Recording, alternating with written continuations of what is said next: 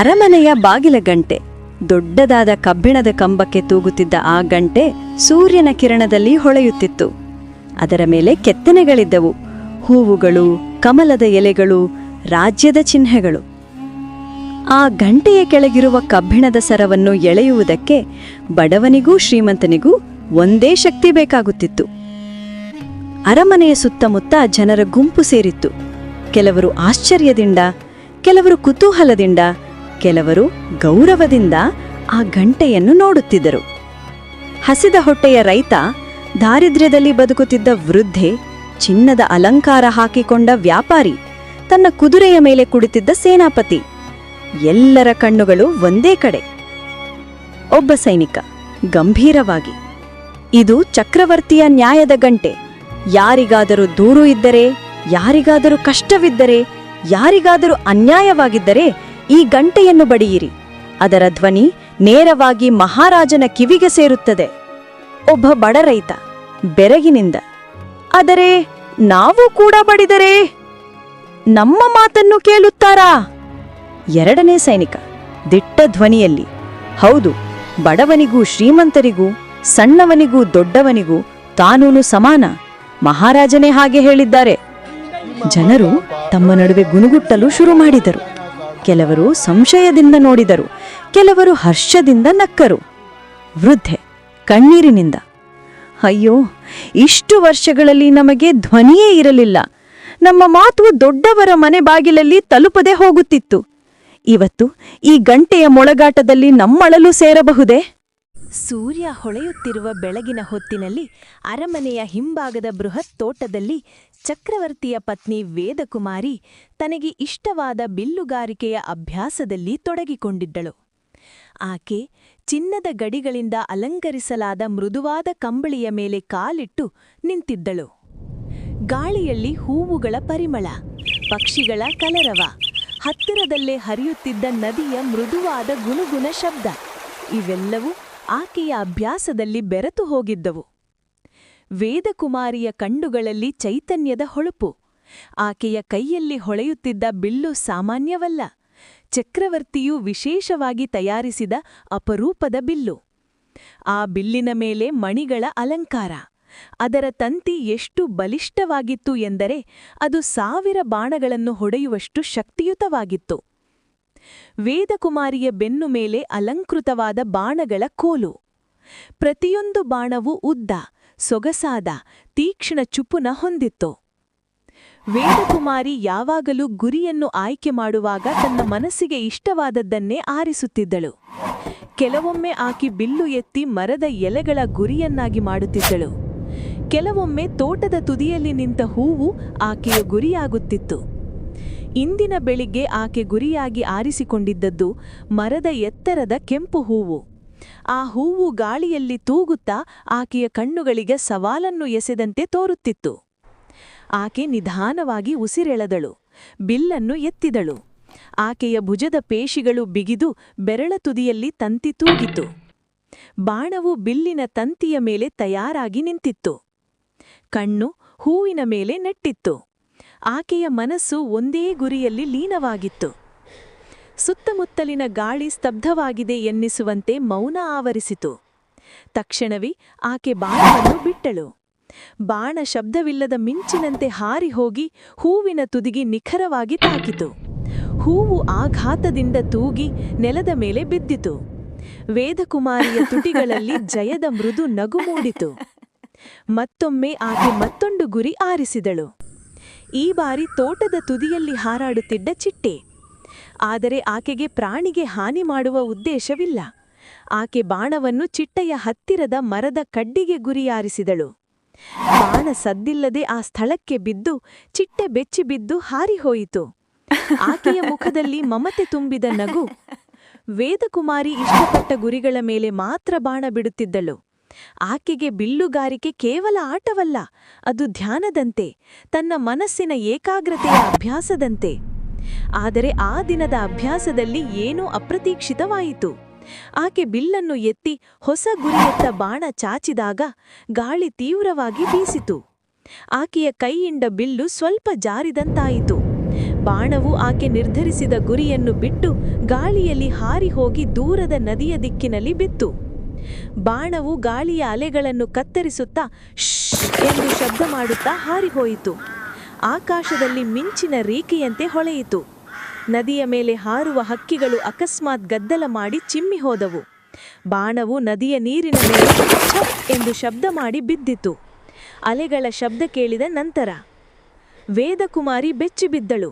ಆಕೆಯ ಕಣ್ಣುಗಳು ಕ್ಷಣಕಾಲ ನದಿಯತ್ತ ನೆಟ್ಟಿದ್ದವು. ಅಯ್ಯೋ, ಬಾಣ ತಪ್ಪಿಹೋಯಿತೆ ಎಂದು ಆಕೆ ಮನಸ್ಸಿನಲ್ಲಿ ಯೋಚಿಸಿದಳು. ಆದರೆ ಆಕೆ ತಕ್ಷಣವೇ ತಾಳ್ಮೆಯಿಂದ, ಇದು ಕೇವಲ ಅಭ್ಯಾಸ, ಕೆಲವೊಮ್ಮೆ ಬಾಣ ತಪ್ಪುವುದು ಸಹಜ ಎಂದು ಮನಸ್ಸಿಗೆ ಸಮಾಧಾನ ಹೇಳಿಕೊಂಡಳು. ಆಕೆ ತನ್ನ ಮನಸ್ಸನ್ನು ಮತ್ತೆ ಶಾಂತಗೊಳಿಸಿಕೊಂಡಳು. ಇನ್ನು ಕೆಲವು ಕ್ಷಣ ತೋಟದ ಸುತ್ತ ನೋಡಿದಳು. ಗಾಳಿ ಇನ್ನೂ ತೂಗುತ್ತಿತ್ತು. ಹೂವುಗಳ ಸುಗಂಧ ಇನ್ನೂ ಆಕೆಯ ಮೂಗಿಗೆ ತಲುಪುತ್ತಿತ್ತು. ಪಕ್ಷಿಗಳ ಕಲರವ ಇನ್ನೂ ಕೇಳಿಸುತ್ತಿತ್ತು. ಆದರೆ ಆಕೆಯ ಹೃದಯದೊಳಗೆ ಏನೋ ಚಿಂತನೆ ಮೂಡಿತು. ನದಿಯಲ್ಲಿ ಬಿದ್ದ ಆ ಬಾಣವು ಈಗ ಎಲ್ಲಿ ಹೋಗಿದೆ? ನದಿಯು ಅದನ್ನು ಎಲ್ಲಿ ಸಾಗಿಸುತ್ತದೆ? ಅದು ಮರಳಿ ಸಿಗುತ್ತದೆಯೇ? ಇವೆಲ್ಲವೂ ಪ್ರಶ್ನೆಗಳು ಆಕೆಯ ಮನಸ್ಸನ್ನು ಒಂದು ಕ್ಷಣ ಆವರಿಸಿದವು. ಆದರೆ ಅವುಗಳಿಗೆ ಉತ್ತರ ಹುಡುಕುವುದು ಆ ಸಮಯದಲ್ಲಿ ಆಕೆಗೆ ಸಾಧ್ಯವಿರಲಿಲ್ಲ. ಅವಳು ಬಿಲ್ಲು ಮತ್ತು ಉಳಿದ ಬಾಣಗಳನ್ನು ಕೈಯಲ್ಲಿ ಹಿಡಿದು ತನ್ನ ಅರಮನೆಗೆ ಹಿಂದಿರುಗಲು ನಿರ್ಧರಿಸಿದಳು. ಆಕೆಯ ಹೆಜ್ಜೆಗಳು ನಿಧಾನವಾಗಿದ್ದವು. ತೋಟದ ಹಾದಿ ದಾಟಿ ಅರಮನೆಯ ಬೃಹತ್ ಬಾಗಿಲಿನತ್ತ ಸಾಗುತ್ತಿದ್ದಳು. ಆಕೆಯ ಹೆಜ್ಜೆಗಲ್ಲುಗಳು ಮೃದುವಾಗಿ ಟಕ್ ಟಕ್ ಎಂದು ಶಬ್ದ ಮಾಡುತ್ತಿದ್ದವು. ಅರಮನೆಯ ಬಾಗಿಲು ಮುಂದೆ ನಿಂತಿದ್ದ ಸೇನಾಪತಿಗಳು ಆಕೆಗೆ ಗೌರವದ ನಮಸ್ಕಾರ ಸಲ್ಲಿಸಿದರು. ವೇದಕುಮಾರಿ ಅವರತ್ತ ಚೆಂದದ ನಗು ನೀಡಿ ಒಳಗೆ ಪ್ರವೇಶಿಸಿದಳು. ಒಳಗೆ ಅಲಂಕರಿಸಲಾದ ದೀಪಗಳು, ಚಿತ್ರಕಲೆಗಳ ಮೆರಗು, ಅರಮನೆಯ ಚೆಂದದ ನೆಲ ಮಿಂಚುತ್ತಾ ಆಕೆಯನ್ನು ಸ್ವಾಗತಿಸಿದವು. ಆದರೂ ಆಕೆಯ ಮನಸ್ಸಿನಲ್ಲಿ ನದಿಯತ್ತ ಹಾರಿದ ಆ ಬಾಣದ ನೆನಪು ಉಳಿಯುತ್ತಲೇ ಇತ್ತು. ಆ ಬಾಣವು ಕೇವಲ ಬಾಣವಲ್ಲ, ಅದು ಆಕೆಯ ಏಕಾಗ್ರತೆ, ಆಕೆಯ ಸಾಧನೆಯ ಒಂದು ಭಾಗ. ಅದು ತಪ್ಪಿಹೋಗಿರುವುದರಿಂದ ಆಕೆಯೊಳಗೆ ಏನೋ ಅಪೂರ್ಣತೆಯ ಭಾವನೆ ಉಳಿಯಿತು. ಆಕೆಯ ಕಣ್ಣುಗಳು ಕ್ಷಣಕಾಲ ಅರಮನೆಯ ಕಿಟಕಿಯಿಂದ ಹೊರಗೆ ನೋಡಿದಳು.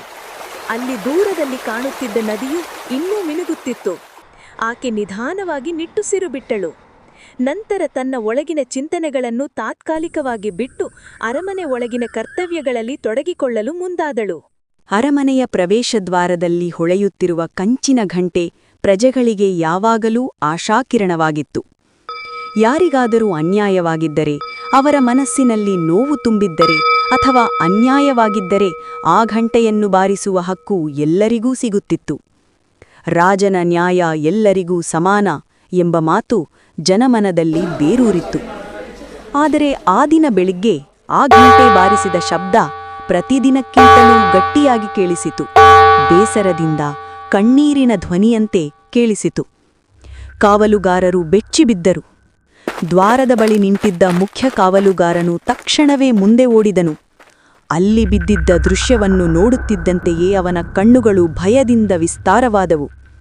ನೆಲದ ಮೇಲೆ ಬಿದ್ದಿದ್ದ ಒಬ್ಬ ವ್ಯಕ್ತಿಯ ದೇಹ, ಇನ್ನೇನೂ ಪ್ರಾಣವಿಲ್ಲದಂತೆ ಚಲನೆ ಕಳೆದುಕೊಂಡಿದ್ದ ದೇಹ, ಅವನ ಎದೆಗೆ ಚುಚ್ಚಿಕೊಂಡಿದ್ದ ಬಾಣ, ಅದರ ಸುತ್ತ ಹರಿದಿದ್ದ ರಕ್ತದ ಅದು ಕ್ಷಣದಲ್ಲೇ ಸ್ಥಳವನ್ನು ಭಯಾನಕವನ್ನಾಗಿಸಿತ್ತು. ಅದೇ ಸಮಯದಲ್ಲಿ ಒಬ್ಬ ಮಹಿಳೆ ಅಳುತ್ತಾ ಕೂಗುತ್ತಾ ಕುಳಿತಿದ್ದಳು. ಅವಳ ಬಟ್ಟೆಗಳು ಧೂಳಿನಿಂದ ತುಂಬಿತ್ತು. ಮುಖ ಕಣ್ಣೀರಿನಿಂದ ತೇವಗೊಂಡಿತ್ತು. ಕೈಯಲ್ಲಿ ಇನ್ನೂ ಬಾಣದ ಗುರುತುಗಳು, ರಕ್ತದ ಕಲೆ ತುಂಬಿದ್ದವು. ಆಕೆಯ ಅಳವು ಮನುಷ್ಯನ ಹೃದಯವನ್ನು ನಡುಗಿಸುವಂಥದ್ದಾಗಿತ್ತು. ಏನಿದು? ಯಾರು ಈತನನ್ನು ಕೊಂದಿದ್ದಾರೆ ಎಂದು ಕಾವಲುಗಾರನು ಅಚ್ಚರಿಯಿಂದ ಕೇಳಿದ. ಆದರೆ ಆ ಮಹಿಳೆಯ ಬಾಯಿ ಹೇಳಲು ಸಾಧ್ಯವಾಗುತ್ತಿರಲಿಲ್ಲ. ಅವಳು ಕೇವಲ ಅಯ್ಯೋ ದೇವರೇ, ನನ್ನ ಗಂಡ, ನನ್ನ ಮನೆ ಎಂದು ಕೂಗುತ್ತಾ ಅಳತ್ತಲೇ ಇದ್ದಳು. ಕಾವಲುಗಾರನು ತಕ್ಷಣವೇ ಅಳಮನೆಯೊಳಗೆ ಯಾರಿಗಾದರೂ ಸುದ್ದಿ ತಿಳಿಸಲು ಸಿದ್ಧನಾದನು. ಆದರೆ ಅವನ ಗಮನ ತಕ್ಷಣವೇ ಆಕೆಯ ಕೈಯಲ್ಲಿದ್ದ ಬಾಣದ ಮೇಲೆ ಬಿತ್ತು. ಅದು ಸಾಮಾನ್ಯ ಬಾಣವಲ್ಲ, ಅದರ ಮರಹಿಂಭಾಗದಲ್ಲಿ ಹೊಳೆಯುತ್ತಿದ್ದ ಒಂದು ಚಿಹ್ನೆಯಿತ್ತು. ಅವನು ಅಚ್ಚರಿಯಿಂದ ನೋಡಿ ಬೆಚ್ಚಿಬಿದ್ದ. ಅದು ರಾಜಮುದ್ರೆ. ಅಂದರೆ ಈ ಬಾಣ ಅರಮನೆಯೊಳಗಿಂದಲೇ ಬಂದದ್ದು. ಕಾವಲುಗಾರನು ತಕ್ಷಣವೇ ಕ್ರಮ ಕೈಗೊಂಡ. ನೀನು ನನ್ನ ಜೊತೆ ಬಾ. ನಿನ್ನ ಅಳಲನ್ನು ಸ್ವತಃ ಚಕ್ರವರ್ತಿಯವರ ಬಳಿ ತಲುಪಿಸಬೇಕು. ನಿನಗೆ ನ್ಯಾಯ ಅಲ್ಲಿ ಸಿಗುತ್ತದೆ ಎಂದು ಹೇಳಿದ. ಆ ಹೆಂಗಸು ತನ್ನ ಅಳವನ್ನು ನಿಲ್ಲಿಸಲಾರದಿದ್ದರೂ ಒತ್ತಡದಿಂದ ಎದ್ದಳು. ಆಕೆಯ ಹೆಜ್ಜೆಗಳು ದುರ್ಬಲವಾಗಿದ್ದವು, ಕಣ್ಣು ಕೆಂಪಾಗಿತ್ತು. ಮರುಮರುವಾಗಿ ಆಕೆ ಹಿಂತಿರುಗಿ ತನ್ನ ಗಂಡನ ಮೃತದೇಹವನ್ನು ನೋಡುವುದರಲ್ಲಿ ತಲ್ಲೀನಳಾಗುತ್ತಿದ್ದಳು. ಆದರೆ ಕಾವಲುಗಾರನು ಅವಳನ್ನು ಒಳಗೆ ಕರೆದುಕೊಂಡು ಹೋದನು. ಅರಮನೆಯ ಭವ್ಯ ದ್ವಾರ ದಾಟಿ ಅವರು ಒಳಗೆ ಪ್ರವೇಶಿಸಿದರು. ಅಲ್ಲಿ ಚಿನ್ನದ ಕಂಬಗಳ ಮೇಲೆ ಹೊಳೆಯುತ್ತಿದ್ದ ಬಾವುಟಗಳು, ದೀಪಗಳಿಂದ ಬೆಳಗುತ್ತಿದ್ದ ಉದ್ದ ಹಾದಿಗಳು, ಸೈನಿಕರ ಹೆಜ್ಜೆಗಳ ಶಬ್ದ, ಇವುಗಳ ಮಧ್ಯೆ ಆ ಮಹಿಳೆಯ ಅಳವು ಅಸಹಜವಾಗಿ ಕೇಳಿಸುತ್ತಿತ್ತು. ಅರಮನೆಯ ಸೇವಕರು ಆಕೆಯನ್ನು ನೋಡಿ ಆಶ್ಚರ್ಯಗೊಂಡರು. ಯಾರು ಈಕೆ? ಏನಾಗಿದೆ ಎಂಬ ಪ್ರಶ್ನೆಗಳು ಎಲ್ಲೆಡೆ ಮೊಳಗಿದವು. ಆದರೆ ಕಾವಲುಗಾರನು ಯಾರಿಗೂ ಉತ್ತರ ಕೊಡದೆ ನೇರವಾಗಿ ನ್ಯಾಯಾಲಯದ ಕಡೆಗೆ ಸಾಗಿದನು. ನ್ಯಾಯಾಲಯವು ಆ ದಿನ ಪ್ರತಿದಿನದಂತೆ ಪ್ರಭಾವಶಾಲಿಯಾಗಿತ್ತು. ಸಿಂಹಾಸನದ ಮೇಲೆ ಚಕ್ರವರ್ತಿ ಕುಳಿತಿದ್ದರು. ಅವರ ಕಣ್ಣುಗಳು ಶಾಂತವಾಗಿದ್ದರೂ ತೀಕ್ಷ್ಣವಾಗಿದ್ದವು. ಕೈಯಲ್ಲಿ ಆಭರಣಗಳಿದ್ದರೂ ಅವರ ಮುಖದಲ್ಲಿ ನಿಜವಾದ ರಾಜಕೀಯ ಗಂಭೀರತೆ ಹೊಳೆಯುತ್ತಿತ್ತು. ಜನರು ನಮ್ಮ ರಾಜನ ನ್ಯಾಯ ತಪ್ಪದು ಎಂದು ಭಾವಿಸಿ ಅಲ್ಲಿ ಸೇರಿದರು. ಕಾವಲುಗಾರನು ಹೆಂಗಸನ್ನು ಮುಂದೆ ನಿಲ್ಲಿಸಿ, ಹುಜೂರ್, ಈಕೆ ನ್ಯಾಯಕ್ಕಾಗಿ ಬಂದಿದ್ದಾಳೆ ಎಂದು ಹೇಳಿದ. ಚಕ್ರವರ್ತಿ ತಕ್ಷಣವೇ ಆಕೆಯ ಕಡೆ ತಿರುಗಿದರು. ಆ ಹೆಂಗಸು ಕೈಜೋಡಿಸಿ ತಲೆಬಾಗಿಕೊಂಡು ಕಣ್ಣೀರು ಸುರಿಸುತ್ತಾ ಮಾತನಾಡಲು ಪ್ರಾರಂಭಿಸಿದಳು. ಹುಜೂರ್, ನನ್ನ ಮನೆಗೆ ಕತ್ತಲೆ ಬಂದಿದೆಯಪ್ಪ. ನನ್ನ ಗಂಡ ಬಡ ಬಟ್ಟೆ ಹೊಗೆಯುವವನು. ಅವನು ಏನೂ ತಪ್ಪು ಮಾಡಿರಲಿಲ್ಲ. ನಾವು ಬಡವರು, ಆದರೆ ಸತ್ಯವಂತರು. ಆದರೆ ಇವತ್ತು ಅವನು ಬದುಕಿಲ್ಲ. ಈ ಬಾಣದಿಂದ ಅವನ ಎದೆ ಸೀಳಿ ಹೋಗಿತ್ತು. ಈಗ ನನ್ನ ಮಕ್ಕಳು ಅನಾಥರು. ನಾನು ವಿಧವೆ. ನಾನೇನು ಮಾಡಲಿ? ಯಾರ ಬಳಿಗೆ ಹೋಗಲಿ? ಯಾರಿಂದ ನ್ಯಾಯ ಕೇಳಲಿ? ನಿಮ್ಮ ಬಳಿಗೆ ಬಂದು ನಿಂತಿದ್ದೇನೆ. ನನ್ನ ದುರಂತವನ್ನು ನೀವೇ ಪರಿಹರಿಸಿ ಎಂದು ಆಕೆ ಅಳತ್ತಾ ಹೇಳಿದಳು. ಆಕೆ ಬಾಣವನ್ನು ಮುಂದೆ ಇಟ್ಟಳು. ಚಕ್ರವರ್ತಿ ಅದನ್ನು ಎತ್ತಿಕೊಂಡು ನೋಡಿದರು. ಬಾಣ ಸಾಮಾನ್ಯವಲ್ಲ. ಅದರ ಹಿಂಭಾಗದಲ್ಲಿ ಹೊಳೆಯುತ್ತಿದ್ದ ಚಿಹ್ನೆ ಅವನ ಕಣ್ಣಿಗೆ ತಾಗಿದ ಕ್ಷಣದಲ್ಲೇ ಅವರ ಮನಸ್ಸು ಗಾಭರಿಗೊಂಡಿತು. ಇದು ನಮ್ಮ ಅರಮನೆಯ ರಾಜಮುದ್ರೆ ಎಂದು ಒಳಗೆ ನಡುಗಿದರು. ಜನರಲ್ಲೂ ಗದ್ದಲ ಶುರುವಾಯಿತು. ಚಕ್ರವರ್ತಿ ಕೈಯನ್ನು ಎತ್ತಿ ಮೌನಕ್ಕೆ ಜಾರಿದರು. ಅವರ ಕಣ್ಣುಗಳು ಗಂಭೀರವಾಗಿದ್ದವು.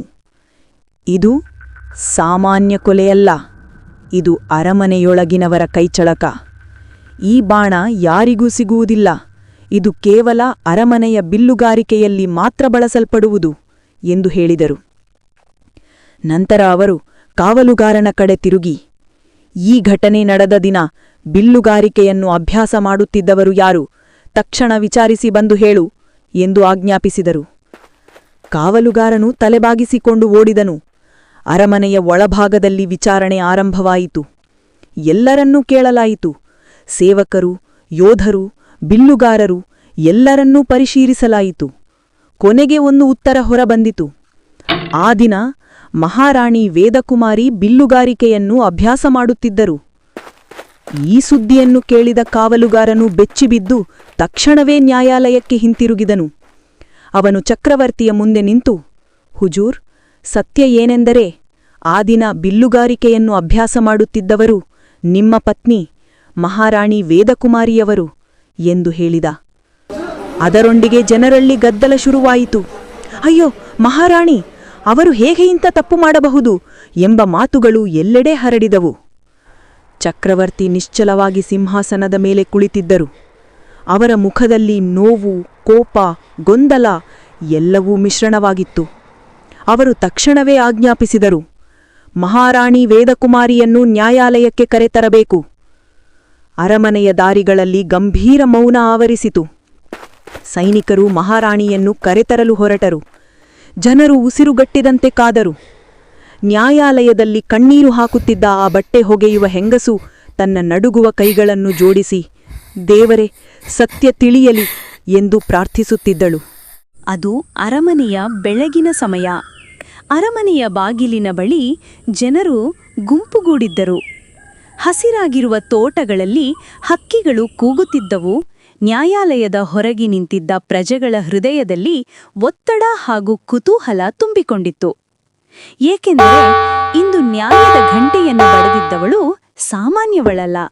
ಆಕೆ ಬಟ್ಟೆ ಹೊಗೆಯುವ ಬಡ ಮಹಿಳೆ. ದಿನದಂದು ಜನರ ಬಟ್ಟೆ ತೊಳೆಯುತ್ತಾ ಜೀವನ ಸಾಗಿಸುತ್ತಿದ್ದ ಆಕೆಯ ಜೀವದಲ್ಲಿ ನಡೆದ ಘಟನೆ ಅವಳನ್ನು ಈ ಮಹತ್ತರ ನ್ಯಾಯಾಲಯದ ದ್ವಾರಕ್ಕೆ ಕರೆತಂದಿತ್ತು. ಮಹಿಳೆಯ ಮುಖದಲ್ಲಿ ದುಃಖದ ಗುರುತುಗಳು ಸ್ಪಷ್ಟವಾಗಿದ್ದವು. ಆಕೆಯ ಪತಿ ಬಟ್ಟೆ ಹೊಗೆಯುವಾಗ ಬಾಣ ಬಿದ್ದು ಮೃತಪಟ್ಟಿದ್ದನು. ಆ ಬಾಣವು ಅರಮನೆಯ ಚಕ್ರವರ್ತಿಯ ಪತ್ನಿಯಾದ ವೇದಕುಮಾರಿ ಬಿಲ್ಲು ಅಭ್ಯಾಸದ ವೇಳೆ ತಪ್ಪಿ ಹೋಗಿ ಬಿದ್ದದ್ದು. ಪ್ರಜೆಗಳು ಚರ್ಚಿಸುತ್ತಿದ್ದರು. ಇವಳ ಪತಿ ನಿರಪರಾಧಿ. ರಾಜಮನೆತನದಿಂದ ಬಂದ ಬಾಣವೇ ಅವನ ಜೀವ ತೆಗೆದುಕೊಂಡಿತು. ಚಕ್ರವರ್ತಿ ಏನು ತೀರ್ಪು ಕೊಡುತ್ತಾನೋ ನೋಡೋಣ. ಮತ್ತೊಬ್ಬನು ಹೇಳಿದ, ರಾಜನ ಹೆಂಡತಿಯ ತಪ್ಪು. ಆದರೆ ರಾಜನು ತನ್ನ ಕುಟುಂಬದವರ ವಿರುದ್ಧವೂ ನ್ಯಾಯ ನೀಡುತ್ತಾನೋ, ಇಲ್ಲವೇ ಹೆಸರಿನ ಮಟ್ಟಿಗೆ ಮಾತ್ರ ಸಮಾನ ನ್ಯಾಯ ನೀಡುತ್ತಾನೋ? ಈ ಮಾತುಗಳ ಮಧ್ಯೆ ಅರಮನೆಯ ಬಾಗಿಲು ತೆರೆಯಿತು. ಒಳಗೆ ರಾಜಾಸನದ ಮೇಲೆ ಚಕ್ರವರ್ತಿ ಕುಳಿತಿದ್ದನು. ಅವನ ಮುಖದಲ್ಲಿ ಗಂಭೀರತೆ, ಕಣ್ಣುಗಳಲ್ಲಿ ಶಾಂತಿ, ಆದರೆ ಧ್ವನಿಯಲ್ಲಿ ಧೈರ್ಯ.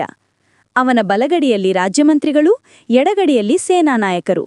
ನ್ಯಾಯಾಲಯದ ಮಧ್ಯದಲ್ಲಿ ಬಟ್ಟೆ ಹೊಗೆಯುವ ಮಹಿಳೆ ನಿಂತುಕೊಂಡಳು. ಚಕ್ರವರ್ತಿ ಕೈ ಎತ್ತಿ ಹೇಳಿದರು, ಮಹಿಳೆ, ನಿನ್ನ ಪತಿ ಬಿಲ್ಲಿನ ಬಾಣದಿಂದ ಮೃತಪಟ್ಟನೆಂದು ತಿಳಿದುಕೊಂಡಿದ್ದೇನೆ. ಬಾಣವು ನನ್ನ ಪತ್ನಿ ವೇದಕುಮಾರಿ ಬಿಟ್ಟದ್ದು. ನಿನ್ನ ದುಃಖ ನನಗೆ ತಿಳಿದಿದೆ. ನೀನು ನ್ಯಾಯಕ್ಕಾಗಿ ಬಂದಿದ್ದೀಯಾ?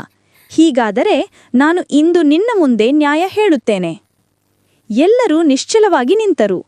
ವೇದಕುಮಾರಿಯೂ ಸಹ ಅಲ್ಲಿ ಹಾಜರಿದ್ದಳು. ಆಕೆಯ ಮುಖದಲ್ಲಿ ಹೆದರಿಕೆ, ಪಶ್ಚಾತ್ತಾಪದ ಗುರುತುಗಳು. ಆಕೆ ಬಾಯಿಗೆ ಮಾತು ಬರಲಿಲ್ಲ. ಅದಾಗ ರಾಜನು ಏಕಾಏಕಿ ತನ್ನ ಖಡ್ಗವನ್ನು ಹೊರತೆಗೆದನು. ಖಡ್ಗದ ಬೆಳಕಿನಲ್ಲಿ ಹೊಳಪು ಮೂಡಿತು. ಜನರ ಹೃದಯಗಳು ತಟ್ಟನೆ ತೊಡತಗಿಸಿದವು. ರಾಜನು ಆ ಖಡ್ಗವನ್ನು ಬಟ್ಟೆ ಹೊಗೆಯುವ ಮಹಿಳೆಗೆ ನೀಡುತ್ತಾ ಹೇಳಿದರು, ನೀನು ವೇದಕುಮಾರಿಯಿಂದ ವಿಧವೆಯಾಗಿದ್ದೀಯಾ? ನಿನ್ನ ಪತಿ ಸತ್ತಿದ್ದಾನೆ. ಹಾಗಾದರೆ ನೀನು ನನ್ನನ್ನು ಕೊಂದುಬಿಡು. ಈ ಖಡ್ಗದಿಂದ ನನ್ನನ್ನು ಕೊಂದುಬಿಡು. ನನ್ನ ಸಾವಿನಿಂದ ನನ್ನ ಪತ್ನಿ ವೇದಕುಮಾರಿ ವಿಧವೆಯಾಗಲಿ. ಹೀಗೆ ಮಾಡಿದರೆ ಎಲ್ಲವೂ ಸಮಾನವಾಗುತ್ತದೆ. ಈ ಮಾತು ಕೇಳಿದ ಜನರ ದೇಹದಲ್ಲಿ ನಡುಕ ಬಂತು. ಕೆಲವರು ತಮ್ಮ ಕಣ್ಣುಗಳನ್ನು ಮುಚ್ಚಿಕೊಂಡರು. ಕೆಲವರು ಅಚ್ಚರಿಯಿಂದ ಬಾಯಿ ತೆರೆದರು. ಮಂತ್ರಿಗಳು ಬೆಚ್ಚಿಬಿದ್ದರು. ಯಾರೂ ಮಾತನಾಡಿಲ್ಲ.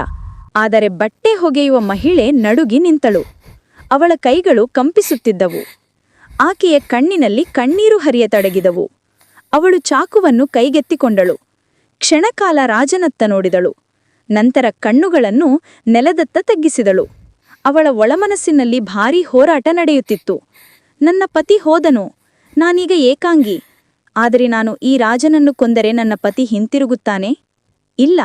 ಹೀಗಿದ್ದಾಗ ಈ ಪಾಪವನ್ನು ಮಾಡುವುದು ಸರಿಯೇ? ಅವಳು ಚಾಕುವನ್ನು ಕೈಯಲ್ಲಿ ಹಿಡಿದುಕೊಂಡಿದ್ದಳು.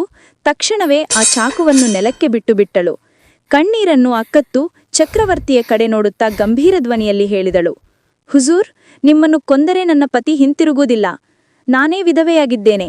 ಆದರೆ ನೀವು ಸತ್ತರೆ ವೇದಕುಮಾರಿಯವರು ವಿಧವೆಯಾಗುತ್ತಾರೆ. ನನ್ನ ದುಃಖವನ್ನು ಇನ್ನೊಬ್ಬಳ ಮೇಲೆ ಹಾಕುವುದರಿಂದ ನನಗೆ ಶಾಂತಿ ಸಿಗುವುದಿಲ್ಲ. ಅದಕ್ಕಿಂತಲೂ ಇಡೀ ದೇಶಕ್ಕೆ ನ್ಯಾಯ ನೀಡುವ ರಾಜನನ್ನು ಕೊಲ್ಲುವ ಪಾಪವನ್ನು ನಾನು ಹೇಗೆ ಮಾಡಲಿ? ಅವಳ ಮಾತುಗಳಲ್ಲಿ ಕರುಣೆ, ಜ್ಞಾನ, ಧೈರ್ಯ ಎಲ್ಲವೂ ಬೆರೆತು ಹೋಗಿತ್ತು. ಚಕ್ರವರ್ತಿಯ ಮುಖದಲ್ಲಿ ಒಮ್ಮೆಲೆ ಹೂವಿನಂತೆ ನಗು ಅರಳಿತು. ಅವನು ಎದ್ದು ಮಹಿಳೆಯ ಕಡೆ ನಡೆದನು. ತನ್ನ 2 ಕೈಗಳನ್ನು ಅವಳ ತಲೆಯ ಮೇಲೆ ಇಟ್ಟು ಆಶೀರ್ವದಿಸಿದನು. ನಂತರ ಜನರತ್ತ ತಿರುಗಿ ಹೇಳಿದರು, ನೋಡಿ ಪ್ರಜೆಗಳೇ, ಈ ಮಹಿಳೆ ನನಗೆ ನೀಡಿದ ಪಾಠವನ್ನು. ಪ್ರತಿಕಾರ ಎಂದರೆ ನ್ಯಾಯವಲ್ಲ. ಕೋಪದಿಂದ ಮಾಡಿದ ತೀರ್ಪು ನ್ಯಾಯವಲ್ಲ. ಕಾನೂನು ಎಂದರೆ ಎಲ್ಲರಿಗೂ ಸಮಾನ. ಆದರೆ ಅದರೊಳಗೆ ಮನುಷ್ಯತ್ವವೂ ಇರಬೇಕು. ಈ ಮಹಿಳೆ ತನ್ನ ನೋವನ್ನು ಮರೆತು ನನಗೆ ಪಾಪವಿಲ್ಲದಂತೆ ಮಾಡಿದಳು. ಇವಳ ಧೈರ್ಯಕ್ಕೆ ನಮಿಸಲೇಬೇಕು. ಜನರು ಕೈತಟ್ಟಿದರು. ಆ ಗದ್ದಲದ ಮಧ್ಯೆ ರಾಜನು ಆದೇಶಿಸಿದನು, ಈ ಮಹಿಳೆಯ ಪತಿ ಇಲ್ಲದ ಕಾರಣ ಅವಳಿಗೆ ಜೀವನ ಸಾಗಿಸಲು ಕಷ್ಟವಾಗುತ್ತದೆ. ಆದ್ದರಿಂದ ರಾಜ್ಯದ ಖಜಾನೆಯಿಂದ ಅವಳಿಗೆ ಆರ್ಥಿಕ ನೆರವು ಒದಗಿಸಬೇಕು. ಅವಳಿಗೆ ಮನೆ, ಭೂಮಿ, ಧನ ಎಲ್ಲವೂ ದೊರಕಬೇಕು. ಮಂತ್ರಿಗಳು ತಕ್ಷಣವೇ ಆ ಆಜ್ಞೆಯನ್ನು ಬರೆಯಿಸಿಕೊಂಡರು. ಮಹಿಳೆ ತಲೆಬಾಗಿ ಕೃತಜ್ಞತೆಯಿಂದ ಕಣ್ಣೀರಿಟ್ಟು ವೇಳಿದರು, ಹುಜೂರ್, ನಾನು ಪತಿಯನ್ನು ಕಳೆದುಕೊಂಡಿದ್ದೇನೆ. ಆದರೆ ನೀವು ನೀಡಿದ ಸಹಾಯದಿಂದ ಜೀವನ ಸಾಗಿಸಲು ಶಕ್ತಿ ದೊರೆತಿದೆ. ನಿಮ್ಮಂತಹ ನ್ಯಾಯವಂತ ರಾಜನನ್ನು ಹೊಂದಿರುವುದು ನಮ್ಮ ರಾಜ್ಯದ ಅದೃಷ್ಟ. ನೆನಪಿಟ್ಟುಕೋ, ಕಾನೂನು ಎಲ್ಲರಿಗೂ ಸಮಾನ. ಈ ಮಾತುಗಳನ್ನು ಕೇಳಿ ಜನರು ಆನಂದದಿಂದ ಜೈ ಚಕ್ರವರ್ತಿ ಎಂದು ಕೂಗಿದರು.